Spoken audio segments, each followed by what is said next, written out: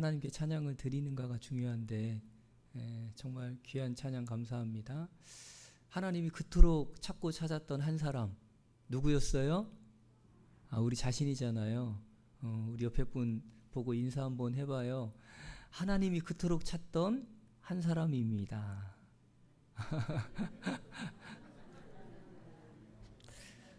네, 참 가사 좀 들어보니까 우리 서로가 너무나 귀하고 정말 하나님이 사랑하는 분들이라는 걸 다시 한번 일깨우는 시간이 된 것 같습니다. 같이 기도하겠습니다. 생명의 원천 되시며 구원의 능력과 소망이 되신 거룩하신 하나님, 많고 많은 사람들 가운데 저희들을 먼저 하나님의 생명의 말씀으로 구원해 주시고 썩지 않고 더럽지 않고 쇠하지 아니할 영원한 하나님의 나라를 소망하며 그 나라를 기업으로 허락해 주신 주님의 은혜에 감사하며 살게 하심을 감사합니다. 우리의 남은 생에 얼마인지는 알 수 없지만 주님 다시 오시겠다 약속하신 마지막 때에 마지막 복음의 주자로 우리의 삶을 살아가고 있습니다. 필요한 은혜 위에 능력을 더하셔서 주님께서 우리에게 맡겨주신 은혜의 복음 전하며 살아갈 수 있도록 옆에 복음의 동역자들을 허락해 주심도 감사합니다. 주님 다시 오시는 그날에 잘했다 충성된 종아라는 그 칭찬을 들을 수 있기를 원합니다. 저희들 남아있는 우리의 삶 속에 더욱 하나님을 기쁘시게 하며 하나님의 복음과 영광을 위해 살아갈 수 있게 도와 주옵소서. 하나님의 인도하심과 도우심 속에 전국교회가 함께 기도하며 준비한 학예 수양의 모든 일정 오늘로 마치게 도와주심 감사합니다. 이번에 많은 영혼들 불러 모아주시고 하나님의 그 십자가의 사랑 전하며 그 영혼들을 건질 수 있는 귀한 시간과 기회를 주시고 그곳에서 함께 기도하며 땀 흘리며 복음 전할 수 있도록 저희들을 귀하게 사용해 주심을 감사합니다. 이번 수양회를 통해 구원받은 모든 분들 교회 안에서 함께 신앙생활에 가며 믿음과 신앙이 자랄 뿐 아니라 그들을 통해서도 더 많은 영혼들이 주님께 인도될 수 있게 하나님 귀하게 사용해 주시기를 기도합니다. 또 저희들 이제 수양회 이후에 또 9월 2일부터 또 성경 강연회를 준비하고 있습니다. 지역에 이뤄진 영혼들 또 말씀 앞에 인도할 수 있도록 저희에게 용기와 지혜를 더해 주셔서 아무쪼록 하나님이 그토록 찾는 그 한 사람, 그 영혼을 주님 말씀 앞에 인도할 수 있도록 저희들을 귀하게 사용해 주옵소서. 오늘도 주일 주님 말씀 앞에 나온 각자 그 마음을 하나님 헤아려 주시고 필요한 말씀으로 채워주셔서 더욱 주를 위해 살아가는 삶이 될 수 있게 인도해 주옵소서. 이 한 시간을 주님의 은혜의 손길에 부탁을 드리며 우리를 구원해 주신 예수님 이름으로 감사하며 기도드립니다. 아멘. 같이 성경 신약성경 베드로후서 1장입니다.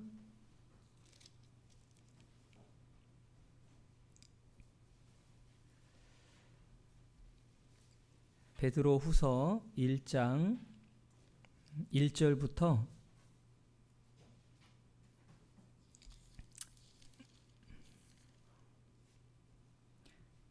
제가 9절까지 읽어보겠습니다. 베드로후서 1장 신약성경 384페이지 주변에 있습니다.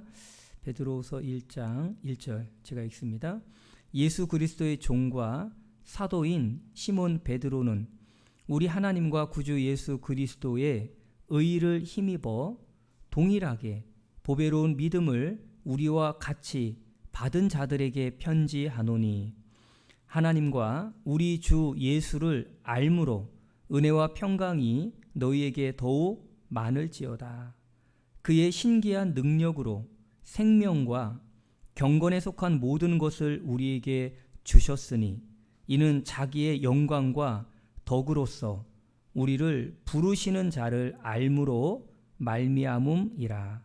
이로써 그 보배롭고 지극히 큰 약속을 우리에게 주사 이 약속으로 말미암아 너희로 정욕을 인하여 세상에서 썩어질 것을 피하여 신의 성품에 참회하는 자가 되게 하려 하셨으니 이러므로 너희가 더욱 힘써 너희 믿음의 덕의 지식을, 지식의 절제를, 절제의 인내를, 인내의 경건을, 경건의 형제 우애의 사랑을 공급하라. 이런 것이 너희에게 있어 흡족한즉 너희로 우리 주 예수 그리스도를 알기에 게으르지 않고 열매 없는 자가 되지 않게 하려니와 이런 것이 없는 자는 소경이라 원시치 못하고 그의 옛 죄를 깨끗게 하심을 잊었느니라. 예수님의 수제자 베드로께서 두 편의 서신을 주셨는데요. 베드로 전서와 베드로 후서입니다. 특히 이제 베드로 전서와 후서는 조금 그 주제가 좀 다르다라고 할 수 있는데, 베드로 전서는 이제 로마의 그 네로에 의해서 그리스도인들이 굉장히 이제 핍박을 받고 있는 당시였기 때문에 구원받은 그리스도인들이 그 핍박과 고난을 어떤 마음으로 감당하고 이겨내야 될까. 그래서 이제 그런 것들을 교훈해 주시기 위해 주신 말씀이 베드로 전서다라고 할 수 있습니다. 그러니까 베드로 전서 1장 7절에 보면 너희 믿음의 시련이 불로 연단하여져 없어질 금보다 더 귀하여 예수 그리스도 나타나실 때에 뭐라고 되어 있냐면 칭찬과 영광과 존귀를 얻게 하려 함이라. 그리스도인이 이제 고난이라는 게 있지만 고난을 잘 통과하면 하나님이 주실 영광이 있기에 그 영광을 바라보고 그 핍박과 고난을 잘 이겨내 나가라. 그걸 이제 교훈해주고 권고해 주신 말씀이 베드로 전서입니다.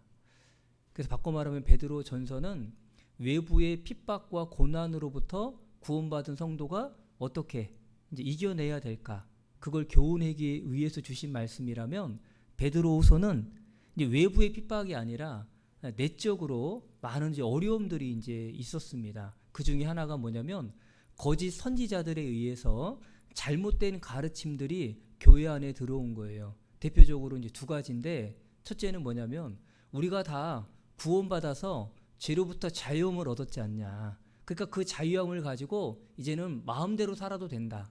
바꿔 말하면 도덕적 타락을 이제 가르치는 거예요. 그게 이제 아주 잘못된 가르침 중에 하나였습니다. 그리고 두 번째는 예수님의 재림이 어딨냐. 재림 없다. 그러니 예수님 재림 바라보고 살 것이 아니라 이 땅에서 우리 주어진 시간에 우리가 즐겁게 살면 된다. 이런 거짓된 그런 교리들이 들어왔기 때문에 그곳으로부터 분별하고 바르게 신앙생활을 하기 위해서 이제 베드로후서가 기록되었다라고 말씀드릴 수 있습니다. 그래서 베드로후서를 쭉 읽어보면요, 여기에 지식, 안다라는 그런 단어가 16번이나 반복되고 있어요. 그 얘기는 바꿔 말하면 우리가 제대로 알고 제대로 분별하지 못하면 잘못된 교리에 빠져서 우리가 올바른 신앙생활을 할 수 없다라는 것을 교훈해 주고 있는 겁니다. 더더욱이나 여기에 보면 신의 성품에 참여해야 된다라는 것을 이제 교훈해 주고 있습니다. 신의 성품에 참여한다라는 건 놀라운 표현이거든요. 우리가 결국은 그리스도의 성품을 우리가 닮아가는 겁니다. 그래서 그러기 위해서 여기 이제 여러 가지 이제 덕목들을 이제 우리에게 교훈해 주고 있는데요.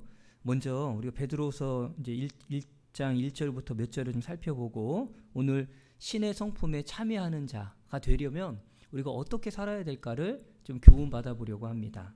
여기 보면요, 1절에 이렇게 돼 있죠.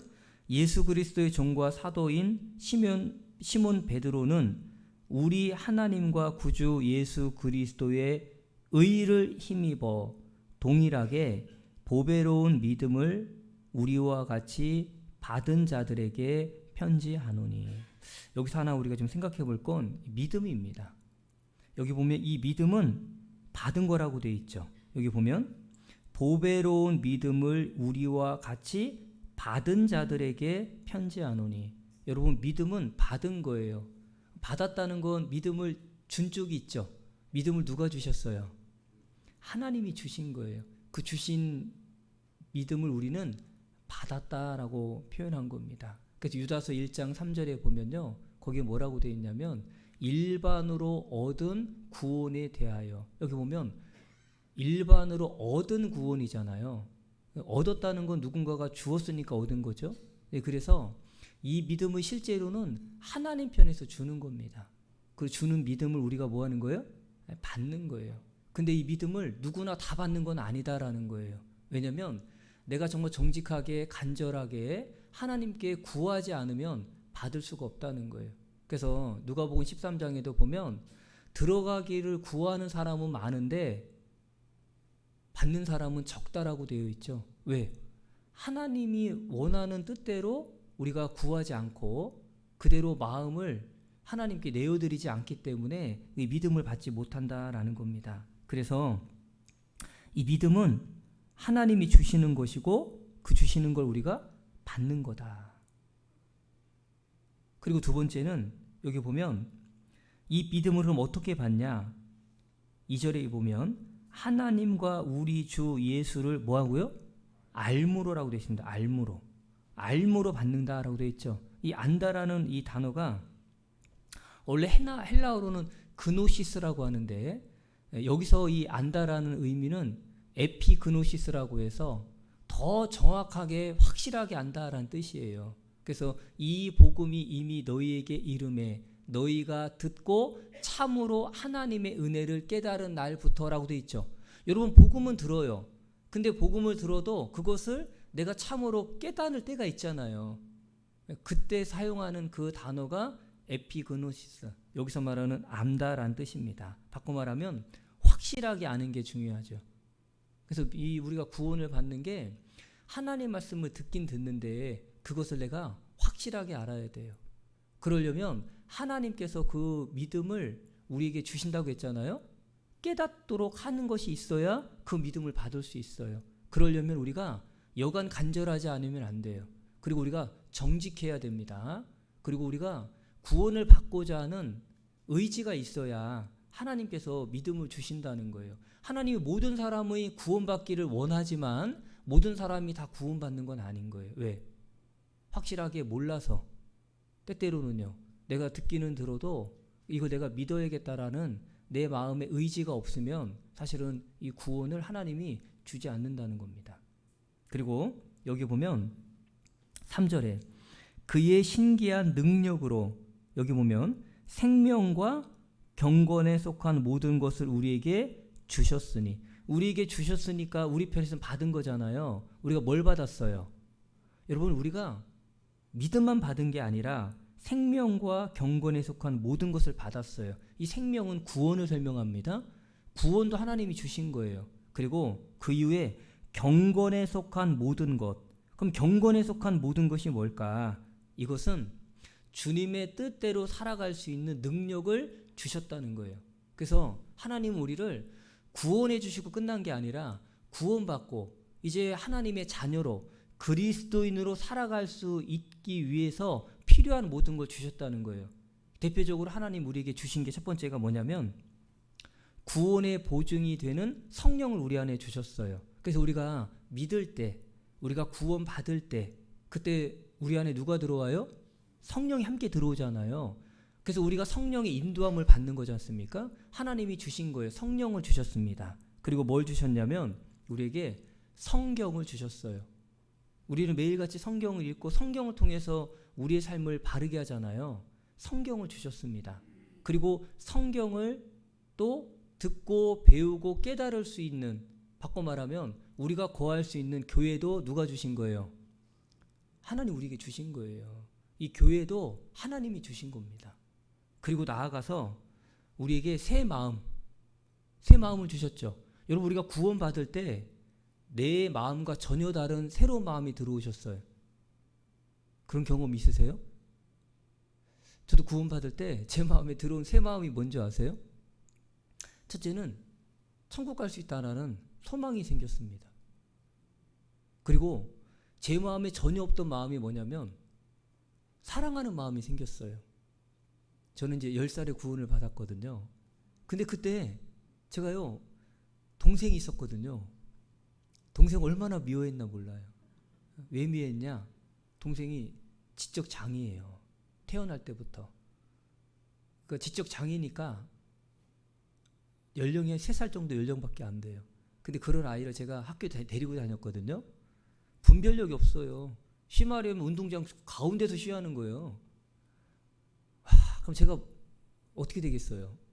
그래서 제가요, 학교 가니까, 얘 데리고 첫날 학교 가니까 별명이 생겼어요. 우리 학교에 바보 왔다. 쟤는 바보 형이야. 제 별명입니다. 그러니 제가 얼마나 동생이 미웠겠어요. 그죠? 부모님 제가 정말 미워했습니다. 심지어 하나님을 제가 얼마나 미워했는지 몰라요. 왜 우리 가정에 이런 동생을 두어서 내가 이 동생을 책임져야 되냐. 정말 싫었거든요. 근데요, 구원을 받고 나니까 동생이 미운 게 아니라 불쌍한 거예요.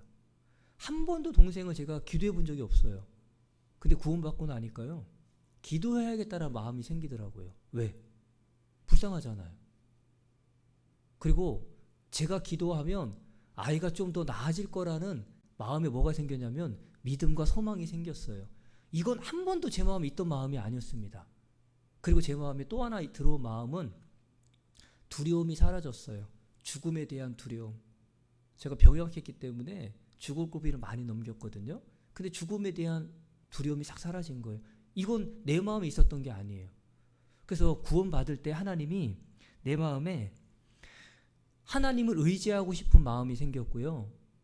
정말 하나님의 뜻대로 살아봐야겠다라는 마음이 생긴 거예요. 다 생기셨죠? 그거 언제 생겼어요? 구원받을 때 생겼어요. 그거 내 마음이에요? 하나님이 주신 거예요? 하나님이 주셨습니다. 근데 그것만 주신 게 아니라 하나님이 놀랍게도 우리에게 이제는요, 신의 성품으로 살아갈 수 있도록 또 주셨다는 거예요. 이게 놀랍잖아요. 여러분, 우리가 하나님의 성품을 갖고 산다? 이건 정말 놀라운 거잖아요. 근데 이게 어떻게 가능해요? 우리가 구원을 받아서 교회 안에서 있으니까 그게 가능하다는 거예요. 그래서 오늘 신의 성품에 대해서 좀 설명을 해보려고 하는데, 왜 성경에 신의 성품에 참여하게 되기를 원하느냐 말씀하고 있습니다. 자, 여기 보세요. 4절에 보면 이로써 그 보배롭고 지극히 큰 약속을 우리에게 주사 이 약속으로 말미암아 너희로 정욕을 인하여 세상에서 썩어질 것을 피하여 신의 성품에 참여하는 자가 되게 하려 하셨으니, 그러면 왜 신의 성품에 참여하는 자가 되게 하려 했을까? 이유가 그 다음 구절입니다. 여기 보면 8절에 이런 것이 신의 성품에 참여하는 것이 너희에게 있어 흡족한즉 너희로 우리 구주 예수 그리스도를 알기에 뭐하지 않고, 여러분 신의 성품에 우리가 참여하면요 그리스도를 알기에 게으르지 않아요. 그리고 두 번째, 열매 없는 자가 되지 않게 하려니와. 그럼 열매 없는 자가 되지 않는다는 거 바꿔 말하면 열매 맺는 삶을 산다는 거잖아요. 그러니까 우리가 신의 성품에 참여하기를 우리가 애써야 되는 이유가 두 가지예요. 그러면 그리스도를 아는 데서 우리가 부지런해질 수 있어요. 여러분, 그리스도를 안다라는 건 그리스도를 아는 만큼 우리가 어떨 수 있어요? 그리스도를 사랑할 수 있어요. 그리스도를 아는 만큼 우리는 그리스도를 살아갈 수 있습니다. 그리고 신의 성품에 참여하는 만큼 우리는 열매를 맺을 수 있다라는 거예요. 그래서 신의 성품에 참여한다는 게 중요하다라는 겁니다. 그러면 신의 성품은 어떻게 구성되어 있냐? 여기 이제 5절부터 보면 이러므로 너희가 더욱 힘써 너희 믿음의 덕의 지식을, 지식의 절제를, 절제의 인내를, 인내의 경건을, 경건의 형제 우애를, 형제 우애의 사랑을 공급하라. 혹자는 이것을 이제 신앙의 뭐 8층 탑 아니면 7층 탑 이렇게도 표현을 하는데요. 여기에 보면 8가지 이제 덕목이 나와 있어요. 근데 시작이 뭡니까? 믿음입니다. 그리고 마지막은 뭐예요? 사랑이죠. 여러분, 믿음이라는 건 원인입니다. 믿음이라는 원인 때문에 사랑이라는 결과가 있는 거예요. 그죠? 그래서 보이지 않는 하나님에 대한 그 믿음이 결국은 외적으로 무엇으로 표현되냐면 사랑으로 표현되는 거예요. 그러니까 믿음이라는 것이 없이는 결국 사랑이라는 것이 외적으로 표현될 수가 없어요. 그 가장 중요한 게 뭐예요? 믿음이다라고 말씀드릴 수 있습니다. 사람의 몸을 한번 잘 생각해 봐요. 이 몸에 중요한 게 뼈잖아요. 뼈. 사람이 처음 탁 태어나면 뼈가 몇 개냐면 270개입니다. 근데 이 뼈가 성장하면서 조각조각 난 뼈가 붙어가지고 하나가 되는 거예요. 그래서 성인이 되면 이제 206개로 줄어들어요. 처음부터 206개의 뼈를 갖고 태어나면요, 엄마 죽습니다. 태어나야 되니까. 나와야 되잖아요. 그래서 이게 뼈가 아주 조그맣게 다 나눠져 있다가 나와서 엄마 태에서 나와서 그 다음부터 이제 붙어가지고 206개로 줄어듭니다. 그런데 잘 보면 사람은 뼈만 있는 게 아니라 뭣도 있어요? 보여지는 살이 있잖아요. 그렇죠? 이 살에는 골막도 있고 연골도 있고 나아가서 근육도 있고 장기도 있고 속에 보면 핏줄도 있고요. 그렇죠? 신경도 있고 인대도 있고 뭐 다양한 것으로 구성돼서 이제 우리 몸이 이렇게 이제 활동을 하는 겁니다. 그런데 잘 보세요. 뼈는 믿음이라고 설명할 수 있고요. 보여지는 살은 뭐라고 할 수 있냐면 사랑이라고 할 수 있어요. 여러분, 뼈도 중요하고 뭐도 중요해요? 살도 중요해요. 근데 여러분, 뼈만 있으면 어떻게 돼요? 뼈끼리 부딪히면요, 아파요, 안 아파요? 축구하다가 뼈끼리 부딪혀봐요. 엄청 아프죠? 여러분, 교회 안에서 믿음만 강조하면요, 서로 상처가 되는 경우가 있어요. 그러니까 교회 안에서 믿음이 있네 없네 자꾸 믿음 갖고 그 잣대로만 판단하잖아요. 그러면 교회가 힘들어져요. 그렇다고 해서 사랑만 강조하면 어떻게 될까요? 사랑만 강조하면 모든 허물을 다 사랑은 덮는다 해가지고 뭐 잘못한 것도 다 덮어줘요. 그럼 이제 이 사랑만 강조하다 보면 이 교회가요, 도덕적으로도 많은 문제를 갖게 돼요. 그러니 이 믿음과 사랑이라는 건 항상 함께 있어야 되는 거예요. 그러지 않으면 어렵다라는 겁니다. 그래서 신의 성품에 참여하기 위해서 제일 먼저 이제 뼈라고 하는 이 믿음부터 시작입니다. 그래서 여기 보면 믿음부터 인내까지가 뭐냐면 개인의 신앙과 관련된 내용이에요. 인내까지. 그리고 그 다음이 경건이잖아요. 경건은 하나님과 관련된 거예요. 나하고 하나님과 관련된 거. 그 다음에 경건 다음에 뭡니까? 형제 우애죠. 형제 우애는 옆에 있는 형제 자매들과의 관계에서 필요한 거예요. 그리고 사랑은요. 사랑은 이웃사랑이잖아요. 이건 전도하고 관련된 거예요. 그래서 개인하고 관련된 믿음부터 인내까지가 잘 이루어져야 하나님과의 그 경건의 관계도 이루어지고 나아가서 형제 자매들과의 우애도 있을 수 있고, 그리고 결국은 뭐예요? 사랑. 이웃에게 뭐 할 수 있는, 전도할 수 있는 일이 생기는 거예요. 그러니 이 신의 성품에 참여하는 이 일이 얼마나 중요한지를 우리에게 알려줘요. 네. 그래서 오늘 이 내용을 좀 간단하게 좀 설명을 해볼게요. 먼저 믿음입니다. 믿음. 신의 성품의 시작이 믿음이잖아요. 믿음은 성도가 갖춰야 될 사실은 덕목은 아니에요. 덕목이기보다는 가장 기본이라고 할 수 있는 뭐죠? 기초입니다. 기초. 그렇죠? 집으로 말하면 기초예요. 골조라고 할 수 있죠. 골조. 여러분, 집을 지을 때 가장 많은 시간이 걸리는 게 무슨 공사예요? 기초공사고 골조공사예요. 이것을 대충 하면 나중에 집이 어떻게 됩니까? 무너지잖아요. 그러니까 우리가 사실은 제일 강조되는 게 뭡니까? 사실은 믿음이잖아요. 너희가 믿음에 있는가? 너희 자신을 시험하고 확증하라. 사실은 학예수양에도 가만히 보세요. 학예수양에는 구원받은 우리 입장에서는 다 알고 있는 말씀인데 우리가 또 듣잖아요. 왜 들어요? 내 믿음에 대해서 다시 한번 뭐 하는 거예요? 확실하게 하는 거거든요. 그리고 새로운 분들도 구원받게 하는 거지만. 그래서 제일 중요한 게 우리 마음에 이 믿음을 내가 얼마나 확실하게 하고 있느냐, 이게 중요합니다. 성경에 보면 마태복음 13장에 보면 지혜로운 자와 어리석은 자가요 집을 짓잖아요. 지혜로운 자는 어디에다 집을 졌어요? 반석 위에다가. 미련한 자는요 모래 위에다가 집을 지었죠. 근데 나중에 이 집이 반석 위에 지었는지 모래 위에 지었는지를 무엇으로 판단했어요? 지진으로 판단한 게 아니라 뭘로 판단했어요? 홍수로 판단했습니다. 이게 무슨 의미입니까? 여러분, 어떤 어리석은 사람이 모래 위에다 집 짓는 사람이 있겠습니까? 근데 왜 성경에는 모래 위에다가 집을 짓는 사람이 있다고 했을까? 이스라엘 땅을 가보면 이해가 돼요. 이스라엘은 대부분이 석회질로 되어 있어요. 석회질. 근데 이스라엘은 가만히 보면 1년 중에 한 6개월이 건기고 6개월이 우기잖아요. 그러다 보니까 건기 동안에는요 이 석회질이 다 말라가지고 보면 뭐처럼 보이냐면 단단한 바위처럼 보이는 거예요. 그래서 거기다 집을 짓는 거예요. 이스라엘 사람들은 대부분 산 위에다가 집을 짓거든요. 왜냐하면 산에는 대부분 다 돌이에요.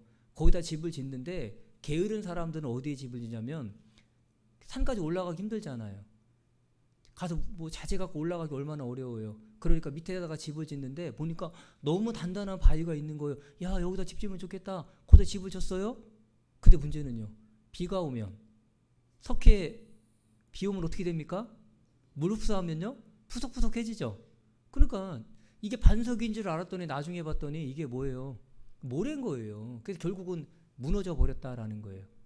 그래서 우리가 믿음을 갖는데 왜 성경에도 알므로라는 단어를 에피그노시스라고 했을까? 확실하게 알아야 됩니다. 대충 알면 안 돼요. 그래서 내가 모르면 부끄러운 게 아니에요.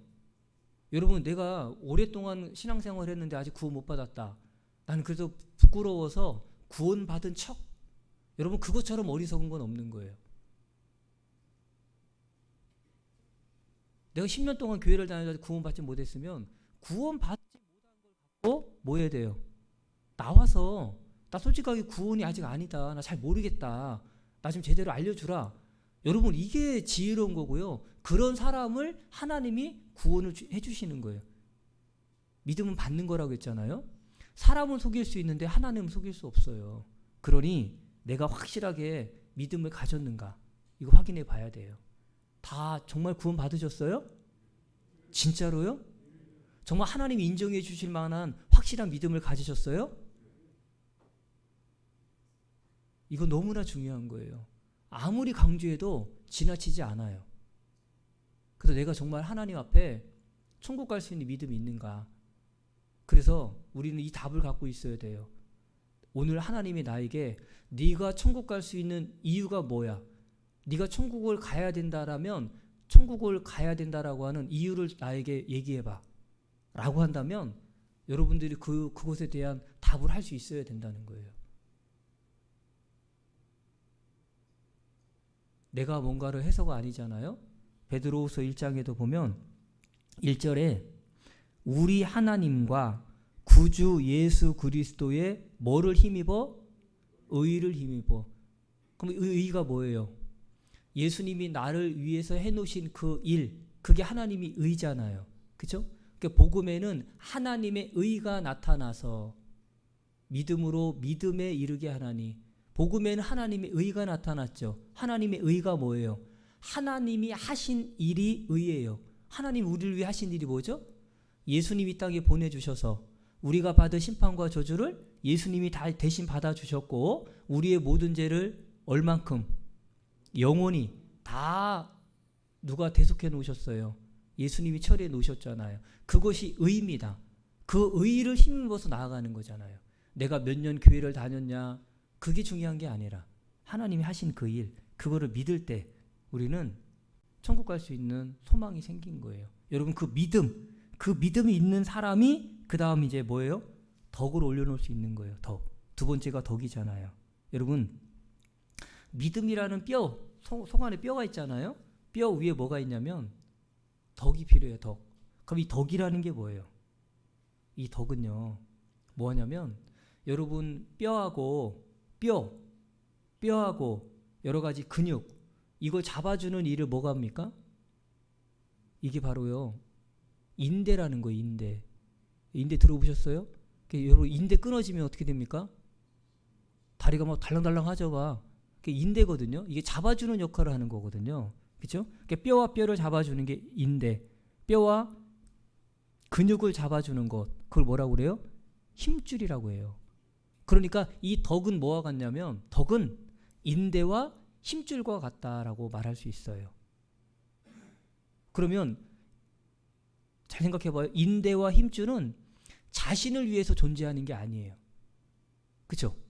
인대와 힘줄은 자신을 위해 존재하는 게 아니라 다른 조직을 서로 뭐 하려고요? 잡아주기 위해서 존재하는 게 인대와 힘줄이다라는 거예요. 그럼 잘 생각해봐요. 덕이라는 건 그러면 어떤 의미냐면, 덕은 결국은 나보다는 누구를요? 남을 배려하는 거예요. 타인의 유익을 먼저 생각하는 거예요. 그것이 덕이에요. 여러분, 이 덕이 없으면 그 다음 나머지 것을 잡아줄 수가 없어요. 그러니까 믿음 위에 덕이 있고, 그리고 덕 위에 나머지 6가지가 있는데 6가지를 다 잘하려고 해도 덕이 없으면 믿음하고 붙어 있을 수가 없다라는 거예요. 그러니까 가장 중요한 게 뭐냐면 덕이다라고 할 수 있어요. 그럼 이 덕이라는 게 뭘까? 이 덕이라는 건 결국은 내 유익보다는 다른 사람의 유익을 위하고 나 자신보다는 다른 사람을 위한 거예요. 그게 덕입니다. 그러니까 성경은 뭘 얘기하냐면 이 덕이 있어야 된다 얘기하거든요. 그래서 모든 것이 가하나 모든 것이 유익한 것이 아니요 모든 것이 가하나 모든 것이 덕을 세우는 것이 아니니 라고 되어 있어요. 여러분, 구원받은 그리스도인들 우리는 자유를 얻었죠. 무엇이라도 할 수 있죠. 사실은요. 그런데 해요, 안 해요? 안 해요. 왜요? 안 하는 이유가 있어요. 왜? 덕을 위해서 하는 거예요. 다른 사람을 배려하기 위해서. 예를 들면요, 나는요, 예를 들면 돈이 많아요. 돈이 많으면 뭐 내가 사고 싶은 거 쓰고 싶은 거 다 할 수 있잖아요. 근데 그렇게 안 한다는 거예요. 왜 안 할까요? 그게 누군가에게는 불편해, 안 불편해요? 불편해요. 교회 안에는 여유 없고 정말 어렵게 사는 분들도 많잖아요. 근데 나는 부자고 나는 다 있으니까 하고 나는 내가 누릴 걸 다 누리면서 교회 생활 해보세요. 그러면 다른 분들에게는요, 상당히 마음에 상처가 될 수 있잖아요. 머리 빨갛게 물들이는 거 자유잖아요. 할 수 있어요, 없어요? 근데 그렇게 해요, 안 해요? 안 하잖아요. 왜 안 합니까? 그게 다른 사람에게 뭐가 안 돼요? 덕이 안 돼요. 그래서 사실은 이 덕이라는 게 굉장히 중요한 거거든요. 성경 본문을 잡아놓고 고린도전서 10장 보겠습니다.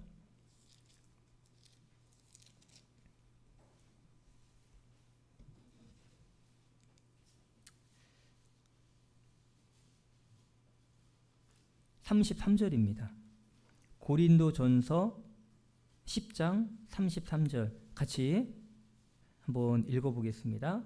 나와 같이 모든 일에 모든 사람을 기쁘게 하여 나의 유익을 구치 아니하고 많은 사람의 유익을 구하여 저희로 뭘 얻게 하라?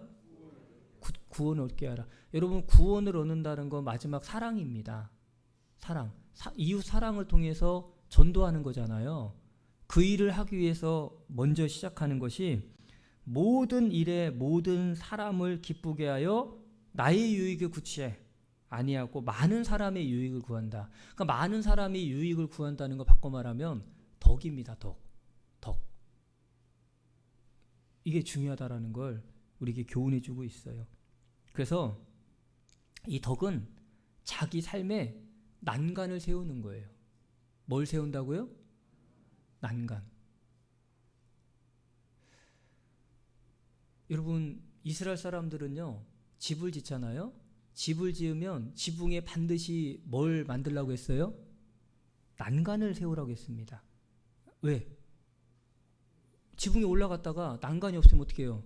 떨어지잖아요. 실족하면 어떻게 돼요? 죽잖아요. 그러면 그 집 주인에게 책임이 있다라고 했어요. 집을 지으면 반드시 난간을 세우라고 했잖아요. 그 난간을 세운다는 게 뭐냐? 우리가 구원받은 믿음이 있고 믿음 다음에 덕이라는 게 없으면요, 많은 사람을 실족해 할 수 있다라는 거예요. 그래서 난간을 세우는 게 중요하다라고 우리에게 교훈해 주고 있습니다. 그래서 나 때문에 다른 사람이 실족하는 일이 있으면 그건 큰일 나는 거예요. 오죽하면 예수님은 형제를 실족해 하는 일이 있으면요, 연자 맷돌을 목에 메고 어떻게 하라고요? 물에 빠지라고 돼 있잖아요. 그러니까 누군가를 실족해 한다는 건 하나님 앞에 큰 죄가 되는 건데, 그러면 왜 실족해 하냐면 난간을 안 세워서 그래요. 그러니까 난간을 안 세웠다는 건 뭐냐면 믿음 위에 덕인데 우리의 삶에 뭐가 없는 거예요? 덕이 없는 거예요. 덕이 없다라는 건 달리 말하면 다른 사람에 대한 배려심, 다른 사람의 유익을 구하는 일을 우리가 생각지 않고요, 나 편한 대로. 여러분, 신앙생활을 나 편한 대로 하면 좋죠. 근데요, 나 편한 대로 하면 많은 교회 안에서 뭐가 생겨요? 문제가 생겨요. 그래서 우리가 지혜롭게 해야 된다는 거예요. 여기 성경 보세요. 고린도전서 앞으로 넘겨보면 8장입니다.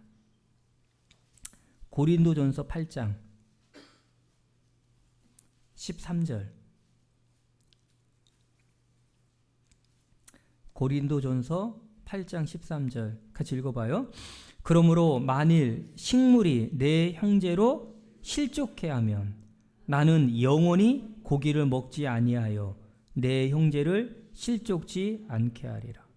여기 보면 사도 바울이 고기 먹는 것 때문에 누군가가 실족하는 일이 있을 것 같으면 나는 뭐 하겠다?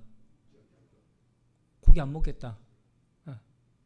이건 사도 바울이 뭐예요? 이게 사도 바울의 덕이에요. 자기 자신을 위해서가 아니라 다른 사람의 유익을 위해서 조심하고 있잖아요.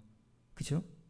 그래서 결국은 이 덕이라는 건 타인을 배려하고 타인의 유익을 먼저 생각하는 것, 이것이 덕이다라고 할 수 있어요. 그래서 사람들이 그러죠. 야, 저 사람은 참 덕이 많아. 야, 저 사람은 참 덕스러워. 그러잖아요. 그런 표현을 쓰는 건 그 사람이 자기만을 위한 삶이 아니라 다른 사람을 배려하기 때문에 덕스럽다 그러는 거예요. 이걸 달리 표현하면 덕은 타인을 뭐 하는 거냐면 배려하는 정도로 끝나는 게 아니라 존중하는 거다라고 말할 수 있어요. 존중. 성경 사무엘상 2장을 보겠습니다.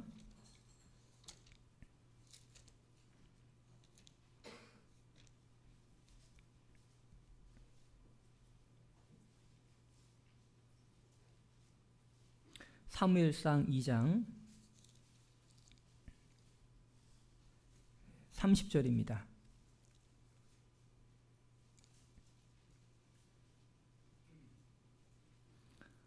구약성경 411페이지 사무엘상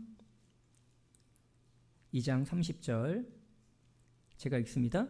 그러므로 이스라엘 하나님 나 여호와가 말하노라.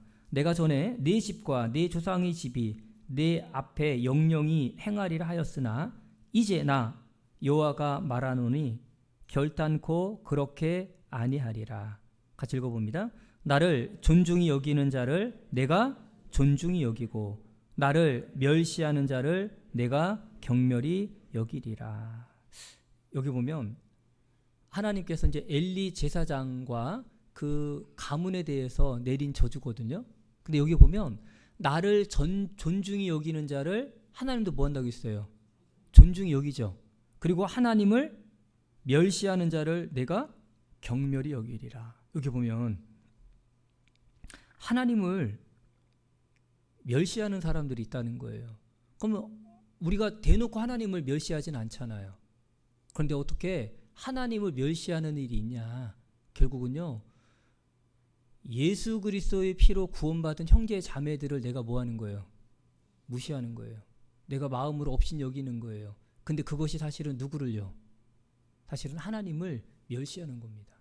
성경에 뭐라고 말씀하셨냐면 잠언 17장 5절에 보면 가난한 자를 조롱하는 자는 그를 지으신 자를 멸시함이라고 되어 있어요. 여러분, 가난한 사람을 우리가 조롱하잖아요. 아이고, 저 사람 왜 이렇게 가난하게 못 살아? 은근히 이제 마음으로 무시하잖아요. 그러면 그 사람을 지은 누구를요? 하나님을 멸시하는 거예요.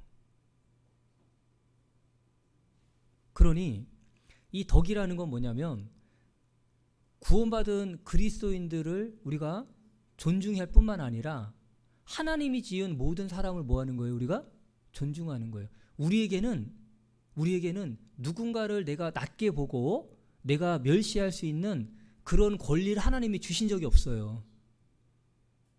근데 우리가 구원받고 신앙생활을 하면서 마음에 누군가를 내가 낮춰봐요. 그러니까 말도 어떻게 나와요? 왜 존댓말이 안 나오고 왜 뭐가 나와요? 반말이 나와요. 그 얘기가 벌써 내 마음에 그분을 내가 나보다 뭐 한 거예요? 낮춰본 거예요. 여러분, 그분을 위해서 창조주 하나님이 죽어주셨어요. 그 영혼을 건지려고요. 하나님은 죽어줄 만큼 그 영혼을 존중히 여기고 귀하게 여겼는데 왜 우리가 그 사람을 마음에서 낮추고 멸시하냐고요. 이거 정말 위험한 거거든요. 유럽에 가면, 유럽에는 이제 축구를 많이 하잖아요. 축구 클럽이 많잖아요. 나라마다 보면 축구 클럽 많습니다. 그리고 그 클럽 안에서도, 그 나라마다 그 클럽 안에서도 제일 잘한 1, 2등끼리 또 모여갖고 하는 걸 뭐라고 해요? 그걸 챔피언스 리그라고 하죠. 그 다음 팀들이 하는 걸 뭐라고 하냐면 유로파 리그. 그 다음 팀들이 또 자기들끼리 또 하는 경기를 이제 유로라고 합니다. 그래서 이제 미국에, 이제 유럽에는 3대 이제 클럽 대항 그런 이제 경기가 있잖아요. 근데 거기에 보면 선수들이 나와서 이제 운동을 하는 축구복에 보면요, 왼쪽에 요게 이렇게 네모나게 해갖고 써 있는 단어가 있어요. 리스펙트라고 하는 단어가 써 있어요. 보신 적 있어요? 그런 거 관심 없죠? 네. 그냥 단지 축구 골 들어가는 것만 좋아하지. 옷을 잘 봐야 돼. 옷에 보면요 메시지가 담겨 있어요.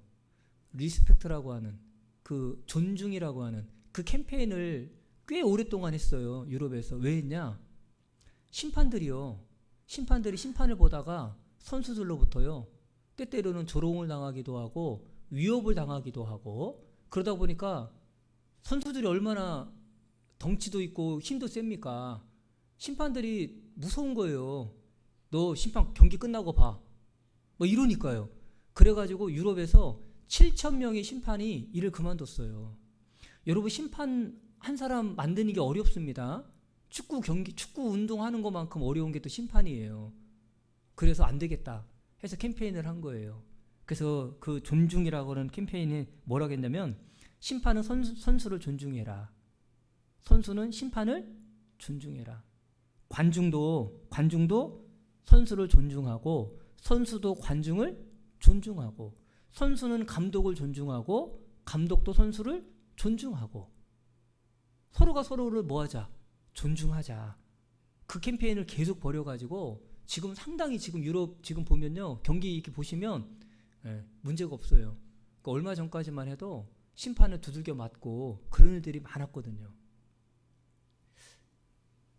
교회 안에서도 서로 존중이 이루어질 때 여러분 어떤 결정이 내렸어요. 우리가 서로 존중하고 있어요. 근데 교회에서 결정을 했네요. 그러면 우리 마음에 그걸 어떻게 해요? 받아들이고 그 결정대로 따르고자 하는 마음이 저절로 생겨요, 안 생겨요? 생겨요. 왜요? 평상시에 우리가 뭐 했으니까? 서로를 존중했으니까요. 그죠?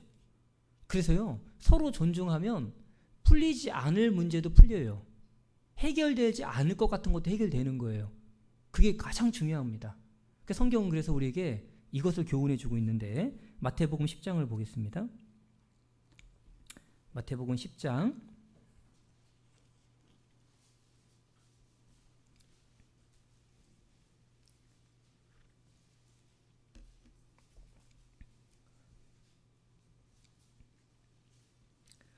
마태복음 10장 40절입니다. 제가 읽습니다. 마태복음 10장 40절. 너희를 영접하는 자는 나를 영접하는 것이요 나를 영접하는 자는 나 보내신 이를 영접하는 것이니라. 선지자의 이름으로 선지자를 영접하는 자는 선지자의 상을 받을 것이요 의인의 이름으로 의인을 영접하는 자는 의인의 상을 받을 것이요. 같이 읽습니다. 또 누구든지 제자의 이름으로 이 소자 중 하나에게 냉수 한 그릇이라도 주는 자는 내가 진실로 너희에게 이르노니 그 사람이 결단코 상을 잃지 아니하리라 하시니라. 여기 보면 너희를 영접하는 건 누구를 영접하는 거다? 나를 영접하는 거다. 바꿔 말하면 형제 자매님들을 영접하는 건 누구를 영접하는 거예요? 우리 안에 누가 있어요? 성령이 와 계셔요. 맞죠? 그럼 성령이 계시면 결국은 하나님의 전인데, 그러면 형제님이 집에 오면 누가 오는 거예요? 주님이 오는 거거든요. 그러니까 내가 어떻게 맞이해야 될까요? 즐겁게 맞이해야 되잖아요. 형제님들이 밤늦게 밖에서 교제를 하다가 시장한데 우리 집에 가 라면 한 그릇 먹자 하고 형제들 4명이 갑자기 11시에 왔습니다. 자매님 자다 말고 이제 문을 열어줘야 돼요. 어떻게 영접해야 될까요? 네? 아유, 주님이 5명 오셨네 하고 열어드리고 라면 끓여드려야 안 끓여드려야 돼요? 아유, 그 마음이 좋다고, 그 마음이. 네. 그렇게 오는 형제님은 뭐 좋아서 그래도 분위기상 교제를 하고 세워야 되니까 그렇게 했을 거 아니에요?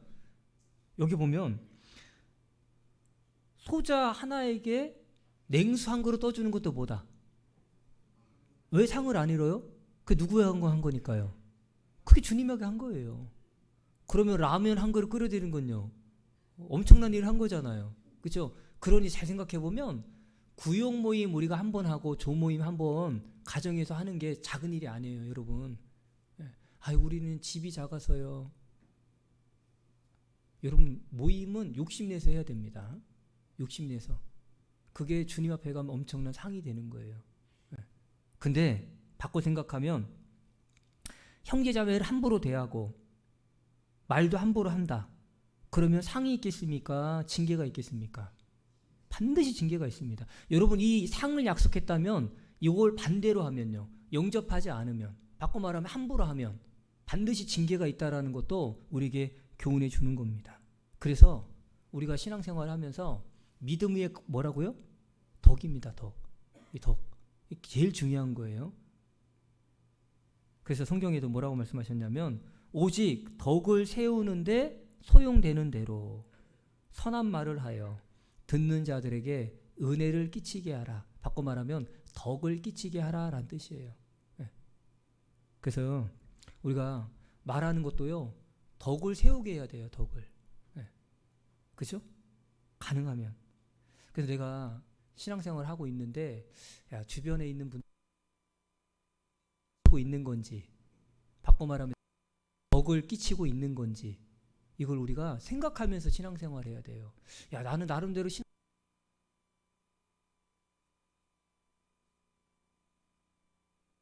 불편함을 주는 건 아닌지 우리가 그거를 좀 생각해 봐야 된다라는 겁니다. 그래서 왜 덕이 중요하냐면 덕이 있어야 지식도 잡아주는 거예요. 여러분, 믿음의 덕을, 덕 다음에 뭐라고 했어요? 지식이라고 했거든요. 다시 한번 본문 가봐요. 베드로후서 1장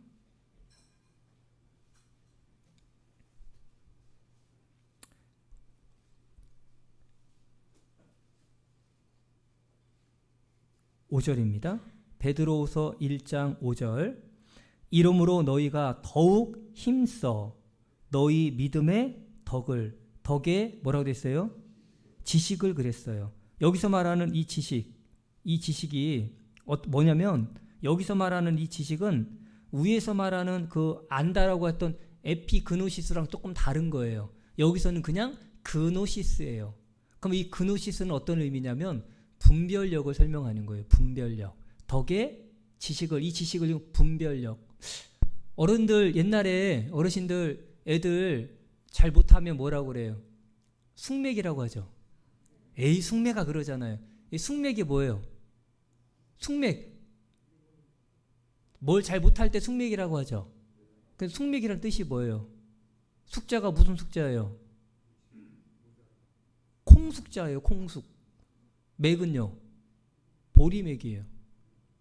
그럼 숙맥이다라는 말은 뭐냐면 콩과 보리를 구별하지 못한다는 뜻이에요. 세상에 밀하고 보리는 비슷하니까 구별 못할 수 있지, 콩하고 밀을 분별하지 못한다는 거, 보리하고는, 이건 있을 수가 없어요. 콩하고 보리는 완전히 다르잖아요. 근데 그거를 구별을 못하니까 뭐라고 하는 거예요? 에이, 숙매가 그러는 거거든요. 그거 분별할 수 있어야 되는데 분별하지 못하는 걸 뭐라고 하냐면 숙맥이라고 표현하는 거예요. 그러면 믿음의 덕을, 덕 위에 뭐라고 돼 있어요? 지식이라고 돼 있잖아요. 여기서 말하는 이 지식은 분별하는 걸 말하는 거예요. 여러분, 우리가 신앙생활하면서 신의 성품에 참여하기 위해서 정말 분별하는 건 굉장히 중요합니다. 분별하지 못하면 제대로 신앙생활하기가 어려워요. 성경 로마서 12장 보겠습니다.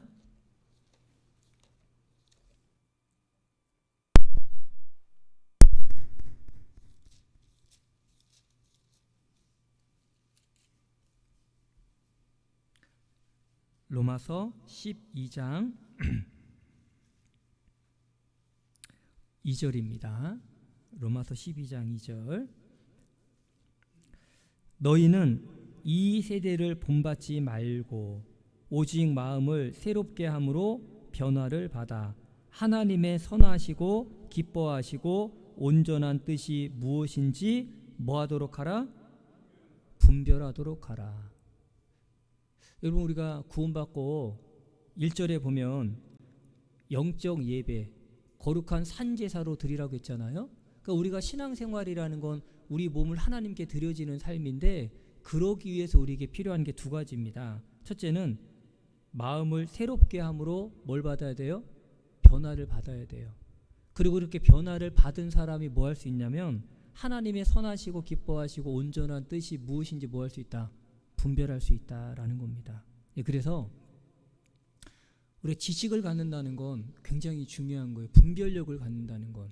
여러분, 안다, 나 뭐 알아, 안다, 이런 표현 쓰죠. 근데 여러분, 안다는 5단계가 있다는 거 아세요? 안다. 첫 번째 단계가 뭐냐면 들은 적이 있다. 한번 들은 적이 있어요. 그거를 우리는 안다라고 표현해요. 근데 그거 진짜 아는 거예요? 모르는 거예요? 그건 모르는 겁니다. 두 번째 안다는 들은 내용을 대충 말할 수 있다. 이게 2단계의 안다예요. 대충은 말할 수 있다. 그게 두 번째 단계. 세 번째 단계는 말한 내용을 실천할 수 있다. 바꿔 말하면 말씀을 들었어요. 듣고 그것을 대충 말할 수 있을 뿐 아니라 그걸 내가 실천할 수 있다까지 간 게 3단계예요. 근데 실천할 수 있다지 실천한 게 아니잖아요. 여러분, 안다의 4단계는 뭐냐면 그것을 실천하는 게 아는 거예요. 실천하는 게. 그리고 5단계는 내가 말한 내용을 실천할 뿐 아니라 그걸 다른 사람에게 뭐 할 수 있어야 돼요? 가르쳐 줄 수 있어야 돼요. 거기까지가 진짜 안다예요. 여러분, 우리가 많이 아는 것 같죠? 근데 그렇지 않아요. 우리가요, 오류에 빠지는 것 중에 하나가 우리가 설교를 길게 들어요. 맞아요? 거의 1시간 반. 전도집회 2시간씩 듣죠? 그러니까 굉장히 많이 들었습니다. 그래도 꽤 많이 뭐 한 것 같아요? 아는 것 같아요. 근데 안타까운 건요, 전도하려고 하면요, 꿀먹은 벙어리라. 머릿속에서 뭔가 막 매문 도는데 나와요, 안 나와요? 안 나와요. 이게 진짜 아는 게 아니라고요. 내가 우리가 성경 말씀을 배웠으면 그걸 내가 실제 뭐 해봐야 돼요? 실천해 봐야 돼요. 여러분, 실천할 때 그 말씀이 내 말씀이 되는 거예요. 그렇게 된 것을 내가 뭐 할 수 있어요? 가르칠 수 있는 거예요. 안다라는 건 그런 의미를 포함하고 있는 겁니다. 그래서 오늘날에 지적 내성을 가진 분들이 많다고 그래요. 지적 내성. 지적 내성이라는 건 뭐냐면 배우고 해보지 않음으로 인해서, 배우는 건 계속 배우는데 한 건 없어요. 그것이 반복된 겁니다. 그래서 나중에는 뭐가 되면 학습 효과가 떨어져요. 이걸 뭐라고 하냐면 지적 내성이라고 그래요. 무슨 말이냐면 성경 강의를 한 번 듣고 두 번 듣고 세 번 들으면요, 거의 안다고 생각하니까 어느 순간부터는 성경 강의를 들으면 이런 마음이에요. 아유, 새로운 거 없나? 다 들었는데 다 아는 건데. 이 마음에 이런 마음이 있는 거예요. 이게 내성이 생긴 거예요. 지적 내성이. 근데 여러분, 그것을 내가 늘 새로운 마음으로 들어보세요. 그러면 똑같은 말씀을 듣고 똑같은 자료를 보는 것 같은데 거기서 설명하는 내용과 교훈받는 게 전혀 다르다는 걸 알 수 있어요. 저도 이번에 이제 학예수양회 집회도 제가 2번 했지만은 교회 학교 가서 이제 성인 목사님들 하시는 거 있잖아요. 제가 들으면서 이번에도 정말 많이 배웠어요. 같은 말씀을 가지고도 풀어내는 것, 설명하는 것, 교훈 받는 것. 그러니까 하나님의 말씀은 놀라운 거예요. 얼마나 풍성한지 몰라요. 내가 조금이라도 배우고자 알고자 하면 하나님이 끊임없이 배우고 알게 해주신다는 걸 알 수 있어요. 그래서 이 덕 위에 뭐라고 돼 있어요? 지식이잖아요. 이걸 우리가 쌓아가야 된다라는 겁니다. 네. 그리고 덕 다음에 뭐라고 돼 있어요? 지식 다음에 절제입니다. 다음이 절제. 이 절제라는 단어는 헬라어로 조금 어려운 단어를 쓰는데 엔크라테이아라고 하는 단어를 써요. 근데 이게 어떤 의미냐면 절제는 내부적으로 향하는 힘이다라고 표현해요. 바꿔 말하면 자제력. 영어로는 셀프 컨트롤이라고 하죠. 그래서 이 절제는 자신의 욕망과 감정을 다스리는 힘이며 또 하나는 신앙의 승리를 위해서 꼭 필요한 힘이 절제다라고 할 수 있어요. 그 성경 고린도전서 9장 25절에 보면 이기기를 다투는 자마다 모든 일에 뭐 한다고 되어 있어요? 절제하나니 저희는 썩을 면류관을 위하여 하되 우리는 썩지 아니할 것을 위하여 하노라. 요번에 이제 올림픽이 끝났잖아요. 올림픽 때에 금메달 딴 사람들 얘기 들어보셨죠? 네. 요번에 수요 말씀 때도 우리 김재성 목사님도 얘기했잖아요. 이 메달 하나를 따기 위해서 얼마나 절제합니까? 네. 사람 만나는 것부터 먹고 싶은 것부터 하고 싶은 거 모든 걸 다 절제하고 뭐예요? 그냥 그거 하나 운동 하나 그거 전념해가지고 그 메달 따잖아요. 근데 올림픽 끝난 지 일주일이 됐습니다. 이름 기억나세요? 메달 딴 사람? 저는 이름도 생각 안 나요. 그때는 듣긴 했는데 그거 얼마나 영광이 얼마나 가겠습니까? 근데 우리는 영원한 영광을 위해 우리가 지금 싸우고 있잖아요. 뭐가 필요하다? 절제가 필요하다. 여러분, 절제라는 건 가야 할 때 가고 멈춰야 할 때 멈출 수 있는 능력, 그게 뭐예요? 그게 절제입니다. 바꿔 말하면 알맞게 조절할 수 있는 능력을 절제라고 하는 거예요. 그래서 절제는 아는 것에서 시작되는 거예요. 그래서 믿음의 덕의 지식을이잖아요. 지식이 분별력이라고 했죠. 분별력, 아는 거예요. 알아야 뭐 할 수 있어요? 절제할 수 있어요. 아, 지금은 가야 될 때네. 아니야, 지금은 멈춰야 될 때네. 그걸 알아야 뭐 할 수 있냐면 절제할 수 있는 거다라고 말씀드릴 수 있습니다. 그래서 이 절제는 하나님을 향한 것도 아니고 다른 사람을 향한 것도 아니라 이건 아까 내부적으로 향하는 힘이라고 했잖아요. 이 절제는 결국은 자신을 향한 열매예요. 여러분, 갈라디아서 5장에 보면 성령의 9가지 열매 있죠. 시작이 뭘로 시작합니까? 사랑으로 시작합니다. 마지막이 뭐예요? 절제입니다. 사랑과 희락과 화평과 오래 참음과 자비와 양성과 충성과 온유와 마지막 뭐예요? 절제입니다. 여러분, 앞에 있는 이 8가지가 마지막 절제가 없으면요, 아무것도 이루어질 수가 없어요.